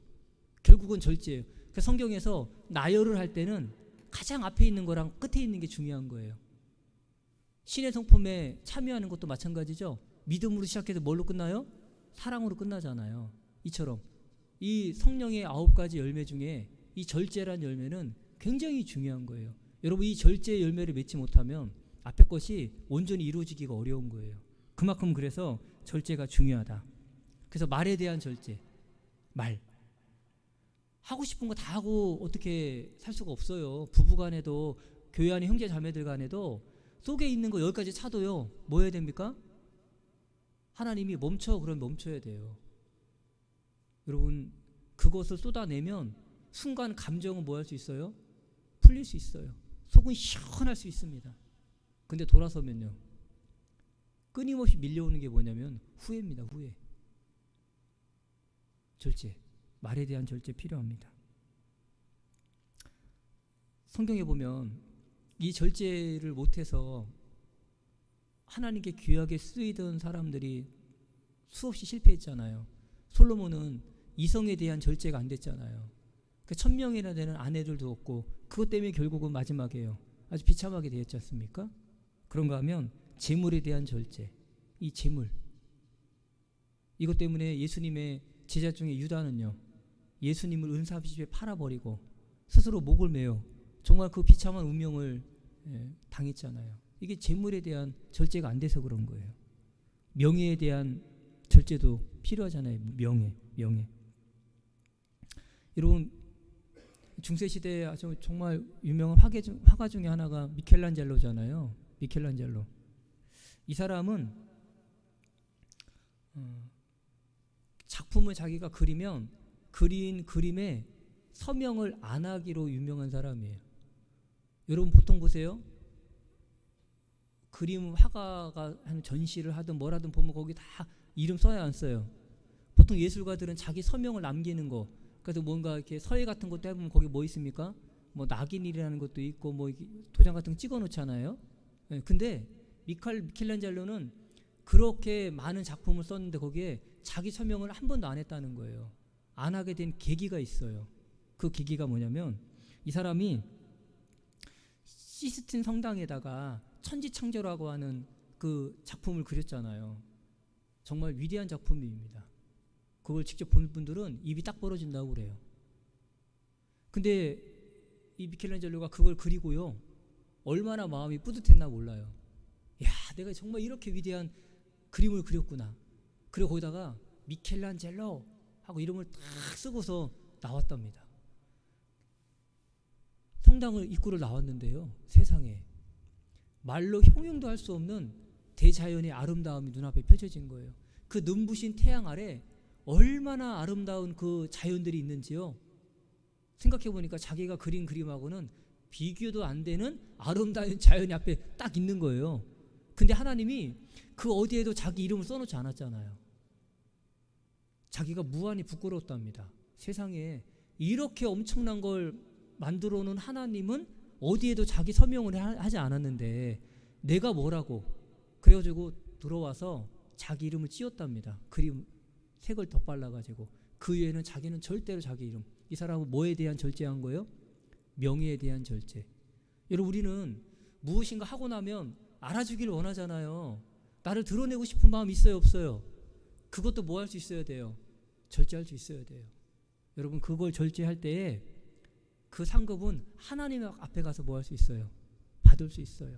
남이 알아주지 않는다고 해서 그것 때문에 불편해하고 그것 때문에 속상해하고 그것을 입 밖으로 투덜투덜 불만하고 불평하고 그러면 서로에게 유익이 안 돼요. 이 절제. 그래서 우리가 아는 것도 중요하지만요. 그 이후에 절제가 꼭 필요합니다. 성경 고린도전서 8장 보겠습니다.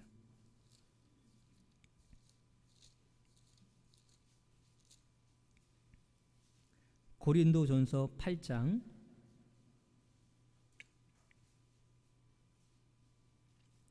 10절입니다. 고린도전서 8장 10절 같이 읽어볼까요? 지식 있는 내가 우상의 집에 앉아 먹는 것을 누구든지 보면 그 약한 자들의 양심이 담력을 얻어 어찌 우상의 재물을 먹게 되지 않겠느냐. 자, 여기 보면 지식 있는 내가, 무슨 지식이 있어요? 우상에 대한 지식이 있죠. 그럼 우상에 대한 지식이 있으면 우상에게 제사 드린 음식 먹어야 돼, 안 먹어야 돼요? 안 먹어야 되잖아요. 근데 지식은 있는데 그걸 먹어요, 안 먹어요? 먹는 거예요. 여러분 이거 먹는다고 해서 문제 돼요, 안 돼요? 사실은 또 안 돼요. 이게 문제가 되지도 않거든요. 근데 이것 때문에 다른 사람에게 문제가 돼요, 안 돼요? 다른 사람에게 문제가 되는 거예요. 그래서 아까 말씀드린 대로 13절에 사도 바울은 그래서 나는 내가 고기 먹는 게 문제가 되면 나는 영원히 고기를 안 먹겠다. 이게 덕이잖아요. 여러분, 이 절제라는 게 필요해요. 지식 자체는 문제가 없는데 믿음이 약한 형제자매들을 고려하지 않아요. 이게 다른 사람에게 걸림이 될 수 있잖아요. 그러려면 어떻게 해야 돼요? 먹고 싶어도 뭐 할 수 있어야 돼요? 절제할 수 있어야죠. 여기가 아니면 어디 가서 먹으면 돼요? 집에 가서 먹으면 되지. 꼭 거기서 먹을 필요가 없잖아요. 어떤 분이 직장 생활을 하는데 다 뭐합니까? 술을 먹잖아요. 술을 먹으니까 자기 술을 안 먹고 싶어서 어떻게 했대요? 사이다 달라고. 근데 하필이면 사이다를 어디다 따랐으면 좋았을까? 사이다 잔에다 따랐으면 이왕이면 좋았을 건데 소주 잔에 따랐네? 그러니까 뭐처럼 보여요? 술처럼 보이잖아요. 그러니까 지나가던 어떤 형제가 저 형제 술 먹네? 그렇게 오해한 거예요. 그러니까 그것도 우리가 어떻게 해야 돼요? 이왕이면 조심. 이왕에 받아서 술을 안 먹고 사이다를 먹을 거면 사이다야 잔에다 먹으면 되지. 그러니까 그 뭐예요? 사람들 비유 맞춘다고 뭐 한 거예요? 잔이라도 내가 소주 잔에다 받지 뭐. 이게 여러분 그게 절제가 안 된 거예요. 우리가 아무리 지식으로 끝나면 안 되고 지식이 있으면 절제까지 나아가야 된다라는 걸 우리에게 교훈해 줘요. 그 다음은 뭐냐면 인내입니다. 인내. 여러분 절제가 있어도요, 문제는 인내가 없으면 안 돼요. 왜? 한 번은 절제했는데 인내가 없으면 두 번째 절제 못할 수도 있잖아요. 그러니까 절제 위에는 반드시 뭐예요? 인내가 있어야 된다라는 겁니다. 네, 그래서 이 절제 이후에 인내는 나를 위해서도 남을 위해서도 절대로 필요한 게 인내다라고 말씀드릴 수 있어요. 그래서 신앙생활에 꼭 필요한 게 두 가지인데 하나는 뭐냐면 지속성이라는 거예요. 그리고 하나는 일관성이에요. 여러분 신앙생활은 지속적이어야 돼요. 그리고 일관돼야 돼요. 이거 둘 중에 하나가 무너지면 우리가 사실은 많은 사람들에게 인정받기가 어려워요. 그래서 반드시 인내할 때 지속성과 일관성을 유지할 수 있다. 그래서 신앙이 그래서 인내라는 건 굉장히 중요해요. 그래서 갈라디아서 5장 말씀드린 대로 성령의 9가지 열매 중에도 뭐가 나와요? 사랑과 희락과 화평과 오래 참음이잖아요. 인내가 나오잖아요. 인내는 너무나 중요합니다. 왜 우리에게 인내가 중요하냐? 성경 히브리서 10장 보겠습니다.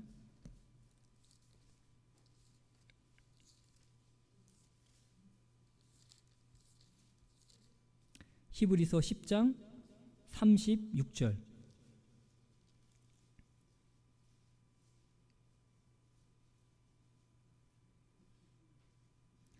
히브리서 10장 36절 같이 읽어보겠습니다. 너희에게 인내가 필요함은 너희가 하나님의 뜻을 행한 후에 무엇을 받기 위해서요? 여러분 하나님의 약속을 받기 위함이라는 건 하나님의 약속이 이루어지는 걸 말하잖아요. 그럼 하나님의 약속이 언제 이루어지냐? 결국은 인내할 때 이루어지는 거예요. 인내할 때. 여러분 누가 기다리십니까? 믿음이 있는 사람이 기다려요. 맞잖아요. 그렇죠? 소망이 있는 사람이 뭐 할 수 있어요? 끝까지 기다릴 수 있는 거예요. 여러분 불신앙과 절망은 결코 기다리지 못해요. 그래서 우리가 끝까지 기다릴 수 있어야 돼요. 여러분 신앙에 이 탑을 쌓아가는 거예요. 신의 성품에 참여해 가는 거예요. 여러분 중요한 게 뭐냐면 절제 위에 뭐다? 인내입니다. 인내할 수 있는 게 굉장히 중요합니다. 그래서 성경에 보면 인내를 온전히 이루라고 되어 있어요. 우리 다 기다리고 참죠. 근데 문제는 어디까지 해야 돼요? 끝까지 해야 되잖아요. 그것이 기다리는 거예요. 뭐 조금 기다리다가 못 기다리는 건 기다린 게 아닌 거예요. 끝까지. 그게 중요하잖아요. 그래서 주의 강림하시기까지 길이 뭐라고 했어요? 참으라고 했잖아요. 그러니까 언제까지 참아야 돼요? 주님 오실 때까지. 그때까지가 인내하는 거예요. 그걸 우리에게 말씀하고 있는 겁니다. 그래서 사실은 인내는 모든 일의 열쇠라고 할 수 있어요. 결국은 오래 참고 긴내하는 사람에게 하나님께서요 주셔요. 여러분 마음 급하다고 달걀 깨면 병아리 돼요, 안 돼요? 병아리는 어떻게 해야 돼요? 힘들어도 21일을 품어야 됩니다. 그래야 병아리 되잖아요. 마음만 급해가지고 병아리 깨면요, 아니 달걀을 깨면 병아리가 되는 게 아니에요. 그러니까 우리가 기다려야 된다. 그걸 우리에게 이제 교훈해 줍니다. 하나님이 아브라함과 사라에게 약속해 주셨죠. 뭘 주시겠다고? 네, 아들을 주시겠다 약속했어요. 근데 그들은 약속을 못 기다리고 서둘렀죠. 서둘렀더니 누가 됐어요? 이스마엘이 됐습니다. 기다리면 뭐가 되는 거예요? 이삭이 되는 거예요. 나의 삶이 이스마엘이 될 거냐 이삭이 될 거냐는 결국 내가 기다림의 차이다라고 할 수 있어요. 내가 어떻게 기다리냐. 사울도 잘 아시는 것처럼 사무엘이 올 동안 7일 동안 기다려야 되잖아요. 기다려서 7일 동안은 기다렸는데 사무엘이 올 때까지 끝까지는 못 기다렸어요. 그래서 번제를 자기가 드렸죠. 그 일로 인해서 왕위에서 못했습니까? 폐위됐어요. 망령된 일을 했다고 하나님으로부터 버림을 받게 되는 시작이 뭐예요? 못 기다린 거예요. 그래서 우리가 좀 기다리자, 인내하자. 이게 이제 중요합니다. 그래서 교회 안에도 보면 불편한 게 있고 또 형제자매들을 봐도 좀 아쉬움들이 있죠. 조금만 기다려 주세요. 그러면 다 고쳐지고 성장해 갑니다. 요즘에 저희 이제 교회 앞에 도로를 이렇게 다 이렇게 해집어 놔가지고요 불편해요. 뭐 수도관을 새로 바꾼다고 해서 그래서 뭐 얼마나 막 길이 울퉁불퉁한지 몰라요. 근데 우리가 참는 건 그 앞에 써놨어요. 공사 중 언제까지 이렇게 써놓고 이렇게 통행에 불편을 드려 죄송합니다 써놨어요. 그래서 공사하는 사람들한테 가서 뭐라고 못해요. 뭐라고 써놨으니까 공사 중이라고 써놓고 밑에다가 사과도 이렇게 써놔. 사과문도. 그럼 이해해야 돼 안 해야 돼요? 그때까지 하면 이제 다시 포장되겠죠. 네. 우리 옆에 바라보세요. 한 번만 보세요. 서로 이마에 써 있어요. 뭐라고 써 있어요? 공사 중이라고 써 있잖아요. 그걸 볼 수 있어야 돼요. 공사 중. 네.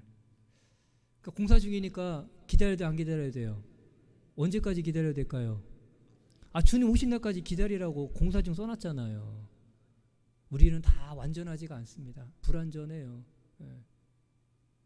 그래서 상대방이 불완전한 것처럼 나도 불완전하잖아요. 우리가 서로 연약함을 인정할 때 우리는 서로를 위해서 뭐 할 수 있어요? 기다려줄 수 있고요. 참아줄 수 있는 거예요. 그러면 관계가 좋아질 수 있습니다. 그리고 6번째가 경건이잖아요.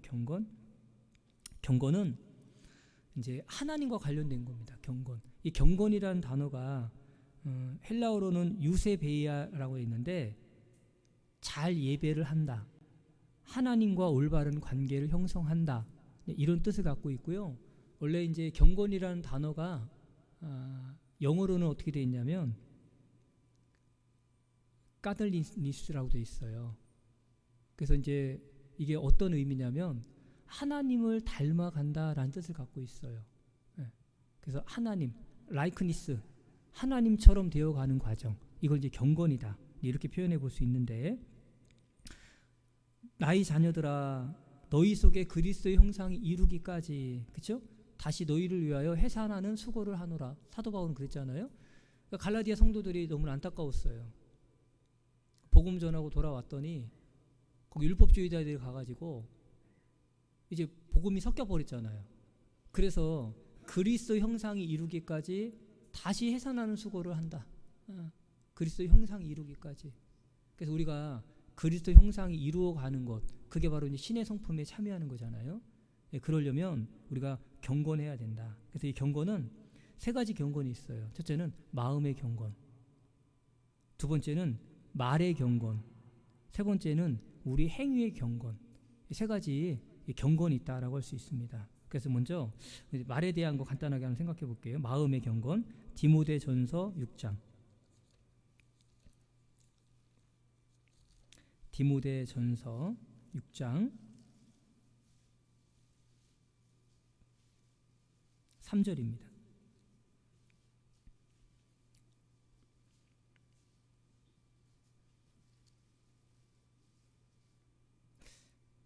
누구든지 다른 교훈을 하며 바른 말 곧 우리 주 예수 그리스도의 말씀과 경건에 관한 교훈에 창념치 아니하면, 그러니까 말씀과 경건에 창념해야 된다는 거잖아요. 왜? 창념치 아니하면 저는 뭐하여?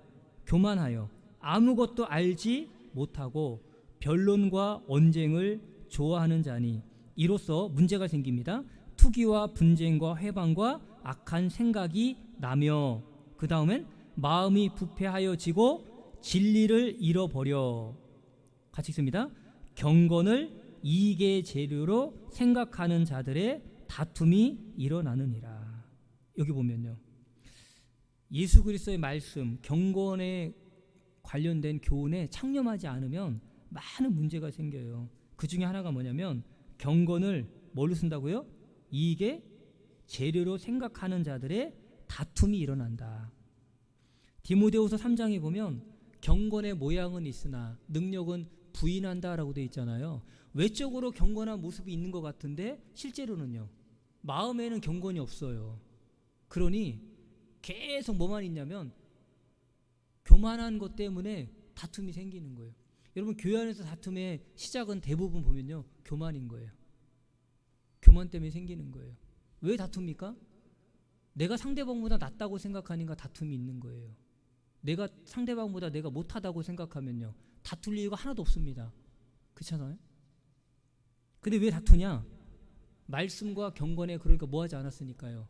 창념하지 않은 거예요. 그러니까 다투는 걸 보면 두 가지를 알 수 있어요. 저분은 말씀을 경건에 뭐하지 않는다, 창념하지 않고 있구나. 그걸 알 수 있는 거예요. 그래서 우리가 정말 경건해야 됩니다. 말에도 경건해야 됩니다. 우리의 행위도 마찬가지예요. 그래서 육체의 연습은 약간의 유익이 있으나 경건은 범사에 뭐하다고 했어요? 유익하다라고 되어 있잖아요. 그래서 우리가 정말 경건을 연습하는 게 필요하다. 시작은 그래서 보자. 말씀과 경건에 관한 교훈에 계속 뭐하자? 창념을 해야 된다. 이걸 좀 생각해보고, 또 하나는 이제 형제 우애입니다. 형제 우애. 이 형제 우애는 우리 이제 구원받은 형제 자매님들끼리의 우애라고 이제 말할 수 있습니다. 한 외국계 이제 회사에서 친구라는 단어를 가지고 공모를 했어요. 공모. 많은 사람들한테 친구란 무엇일까? 공모를 해가지고 이제 선정된 이제 친구가 이거예요. 첫째는 밤이 깊을 때 전화하고 싶은 사람. 밤이 깊을 때 전화하고 싶은 사람. 그 사람이 친구라는 거예요. 두 번째는 나의 아픔을 진지하게 들어주는 사람. 그 사람이 친구라는 거죠. 그리고 마지막에 뭐냐면 나의 모든 것을 이해해 주는 사람. 그걸 친구라고 하는 거예요. 사실 우리가 교회 안에 형제 자매님들이 내가 정말 힘들고 어려울 때 내가 누구한테 전화할 수 있어요? 세상 친구한테 전화할 수 있습니까? 나의 그런 상황을 내가 떠올리는 사람이 누구냐는 거예요. 사실은 그 사람이 내 친구인데 그 사람이 누가 돼야 되냐면 이 자리에 있는 우리가 돼야 된다라는 거예요. 서로가. 그게 형제 우애라고 할 수 있어요. 여러분, 그 공모에서 1등한 사람이 뭐냐면 온 세상이 나를 등지고 떠날 때 나를 찾아줄 수 있는 사람. 온 세상이 나를 다 떠날 때 나를 찾아와 주는 사람. 그 사람이 친구다. 이렇게 이제 정의를 내린 거예요. 이제 이것이 친구의 정의로서 1등을 했어요.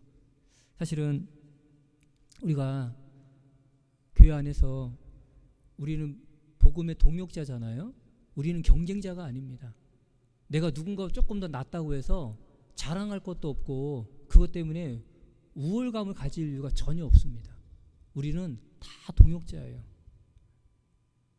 여러분, 가족 간에 내가 조금 더 낫고 못하다고 해서 그것 때문에 가족끼리 서로 우열을 가리고 이러지 않잖아요. 가족끼리는요. 잘한 건 칭찬해주고 못하면 이끌어주는 게 그게 이제 가족인 것처럼 우리는 우애가 필요하다. 형제 우애. 여러분 한 인류학자가 아프리카 한 부족에게 가서요 아이들과 게임을 하나 이제 했는데 그 게임이 뭐냐면 나무 가지에다가요 이제 과자를 쭉 걸어놓은 거예요. 과자. 그리고 이제 이렇게 얘기하는 거예요. 아이들을 쭉 세워놓고 야 너희들 중에 제일 빨리 달려간 사람이 저 과자 저거 다 먹을 수 있어. 그러니까 달리기 시합을 하는 거야 하고 준비 땅 했습니다. 어떻게 해야 될까요? 와 달려가야 1등 해야지 그거 다 먹을 거 아니에요. 인류학자는 그걸 기대하고 준비 땅 했어요. 근데 아프리카에 있는 어린아이들이 어떻게 했을까요? 손을 딱 잡더니 똑같이 걸어가는 거예요. 가가지고 자기 앞에 있는 거 하나만 탁 따는 거예요. 다. 인류학자가 그렇게 많은 실험을 했는데 이런 일을 처음 본 거예요. 충격에 빠졌어요. 그리고 아이들을 불러놓고 다시 물어봅니다. 야 1등하면 이걸 다 먹을 수 있는데 왜 너희들은 가서 딱 하나씩만 먹니? 그랬더니 이때 아이들이 뭐라고 했는지 아세요? 우분투 그랬어요. 우분투. 이게 무슨 뜻이냐면 아니 남이 불행한데 내가 행복하냐. 아니 내가 다 먹으면 남들을 못 먹으면 불행한 건데 그게 나에게 무슨 행복이 되냐. 그러면서 우분투. 이 말이 무슨 말이냐면 다른 사람이 모두 슬픈데 어떻게 혼자만 행복할 수 있냐. 그래서 이 우분투라는 단어가 어떤 뜻이냐면 네가 있어서 내가 있다.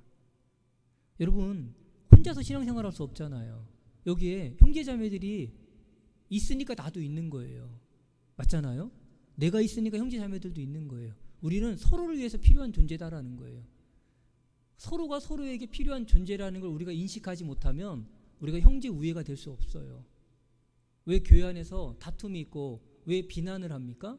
그리고 마음에서 왜 저 형제 없었으면 좋겠고 저 자매님은 교회 안 나왔으면 좋겠을까요? 그건요 내가 존재하는 이유를 모르는 거예요. 내가 여기 왜 있냐면요 내가 그렇게 싫어하고 미워하는 그분 때문에 내가 여기 있는 거예요. 사실은요 우리 가운데 한 사람도 필요치 않은 분이 없어요. 하나님이 실수하지 않죠. 하나님이 실수하지 않는데 우리를 다 구원해서 이 자리에 두었다는 건 반드시 우리는 다 필요한 분이에요. 이 중에 한 사람도 필요치 않은 분이 없어요. 그리고 더더구나 한 분도 우리 가운데 우리가 함부로 대할 수 있는 분이 없는 거예요.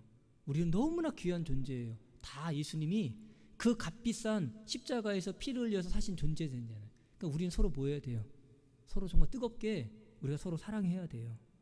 네. 그게 가장 중요합니다. 그러면 무엇이 이루어질 수 있냐면 사랑이 이루어질 수 있어요. 사랑. 바꿔 말하면 바깥으로 뭐가 전해질 수 있어요? 복음이 전해질 수 있어요. 우리가 피차 뜨겁게 서로 사랑해 보세요. 그러면요 어떤 분이 인도에서 우리의 그 사랑하는 모습을 보면 나도 뭐 하고 싶을까요? 이 안에 들어오고 싶은 거예요. 왜? 이 세상은 얼마나 강박하고 다 이기적인지 어디서도 사랑을 받지 못하는데 교회 와서 사랑하는 모습들을 볼 때요 그 안에서 우리도 그분들도 정말 사랑받기를 원해서 정말 사랑할 수 있는 거거든요. 그래서 우리가 신앙에 이 8가지 이 탑을 쌓아가는 가운데 이 성품에 참여하려면 우리 편에서 정말 필요한 게 뭐냐면 사랑이라는 거예요. 사랑. 네. 성경에 보면 사랑장에 사랑이 없으면 아무것도 아니라고 돼 있잖아요. 그렇죠? 사랑이 없으면 아무것도 아닙니다. 네, 그래서 우리가요 그 사랑을 품고 우리가 복음을 전해야 돼요. 사실은 복음을 전한다는 건 사랑을 전하는 거잖아요. 네. 근데 우리가 사랑하지 않으면서 어떻게 그 사랑을 전합니까? 이건 말이 안 맞는 거예요. 여러분 복음은 최고의 사랑이 함축된 게 복음이에요. 하나님의 사랑. 근데 그거를 전하는 우리가 사랑이 없다. 그러면서 복음을 전한다. 복음이 전해질 수가 없습니다. 그래서 믿음부터 시작해서 믿음의 덕을, 덕의 지식을, 그 다음에 절제, 그 다음에 인내 위에 뭐예요? 형제 위에 뭐를? 사랑을 공급하라고 했잖아요. 사랑을. 그래서 우리가 그 사랑을 가지고 우리가 일을 이루어 가야 됩니다. 그래서 우리 고린도전서 13장에 보면 이렇게 말씀하죠. 이거 정리하고 마칠게요. 고린도전서 13장 한 절만 보겠습니다.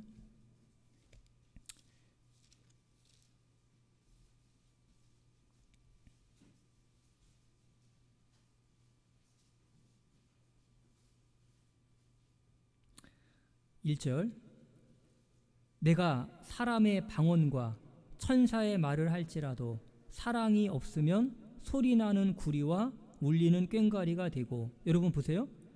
사람의 방언 천사의 말을 할지라도 사랑 없으면 소리나는 구리 울리는 꽹과리죠. 그럼 이건 뭐예요? 이건 소음에 불과하다 그 얘기입니다. 아무것도 아니죠. 내가 예언하는 능이 있어 모든 비밀 모든 지식을 알고 또 산을 옮길 만한 모든 무엇이 있을지라도 믿음이 있을지라도 뭐가 없으면 사랑이 없으면 내가 아무것도 아니요 그랬습니다. 아무것도 아니다. 바꿔 말하면 아무런 존재 가치가 없다 그 얘기입니다. 그리고 내가 내게 있는 모든 것으로 구제하고 또 내 몸을 불사르게 내어줄지라도 사랑이 없으면 내게 아무 유익이 없느니라. 그런데요, 이거 잘 보세요. 여러분 사랑 없이도 봉사할 수 있습니다. 사랑 없이도 간증할 수 있고요. 사랑 없이도 구제할 수 있어요.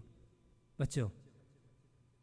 근데요, 사랑 없이는 원만한 관계, 사랑 없이는 하나님의 역사, 사랑이 없이는 진정한 위로, 서로 이해하는 건 불가능한 거예요. 여러분 사랑 없어도요 교회에서 맡겨진 봉사할 수 있습니다. 사랑 없이도 정말 믿음 가운데 자기 몸을 불사를 만큼요 그렇게 교회 안에서 헌신하고 희생할 수 있어요. 근데 문제는 사랑이 없으면 그렇게 하는 것에 대한 결과는 없어요. 열매가 없다 그 얘기입니다. 그러니 반드시 뭐가 필요하다? 사랑이 필요하다. 여러분 다 있는데 피부가 없어요. 여러분 몸 안에 뼈부터 해서 모든 장기가 다 있습니다. 근데 마지막에 피부가 없네요. 사람 살아요 못 살아요? 못 삽니다. 여러분 피부 없는 사람이 나오면 사람들이 얼마나 기겁하겠어요. 그러니까 마지막이 사랑입니다. 사랑. 모든 것을 다 감싸는 게 결국은 사랑이잖아요. 그래서 은사는 수단입니다. 은사는 수단이에요. 교회 안에서 많은 우리가 받은 은사들이 있죠. 이게 수단이에요. 근데 사랑은 뭐예요? 모든 일을 이루는 목적입니다. 그러니 제일 중요한 게 뭐예요? 사랑이다. 그래서 사랑을 공급하라라고 말씀하셨어요. 그래서 고린도전서 16장 한 절만 더 보겠습니다. 14절.